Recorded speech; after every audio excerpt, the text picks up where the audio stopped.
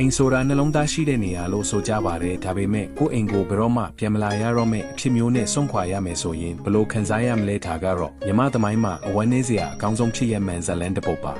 1885ခုနှစ်နိုဝင်ဘာလပါမန္တလေးနန်းတော်ကြီးတောက်ပနေပေမဲ့အခြေအနေကတော့အမောင်ကျနေပါပြီနေချေတွေရောက်လာခဲ့ပါပြီမြမတို့ရဲ့နောက်ဆုံးမင်းဆက်ဖြစ်တဲ့ဒီပေါ်မင်းနဲ့စုဖူရလက်တို့ဟာသူတို့ဘဝတစ်ခုလုံးစရင်သိမ်းဖို့45မိနစ်ပဲအချိန်ရခဲ့ပါတယ်သူတို့ဟာရွှေဝေါ်ရင်နဲ့ထွက်ခွာခဲ့ရတာမဟုတ်ပါဘူးတာမန်နွားလဲလေးတစ်စီးနဲ့ပဲထွက်ခွာခဲ့ရတာပါလဲပြီးလဲပတ်သွားတာနဲ့အမျှတိုင်းသူပြည်သားထောင်ပေါင်းများစွာဟာဖုံမူထူတဲ့မြေကြီးပေါ်မှာလူလိမ့်ငိုကြွေးရင်ပူရင်ကြီးကိုနှုတ်ဆက်ခဲ့ကြရပါတယ်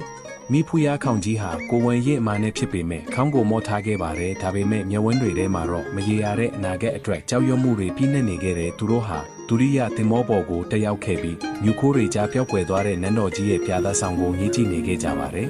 သူတို့ကိုအိန္ဒိယနိုင်ငံယတနာဂီရီကိုပို့ဆောင်ခဲ့ပါတယ်ရွှေနန်းတော်ကြီးကိုဘယ်တော့မှပြန်မမြင်တွေ့ခဲ့ရတော့ပါဘူးဘုရင်တစ်ပါးဟာသူ့မွေးရမြေကမြေမုံတွေကိုလွမ်းဆွရင်တိုင်းတစ်ပါးမှာပဲနှက်ရွာဆိုင်ခဲ့ရပါတယ်ဒါဟာဘလောက်ပဲကြီးမြတ်သူဖြစ်ပါစေတနေ့တည်းနဲ့အရာအလုံးဆုံးရှုံးသွားနိုင်တယ်ဆိုတာကိုသတိပေးနေသလိုပါပဲ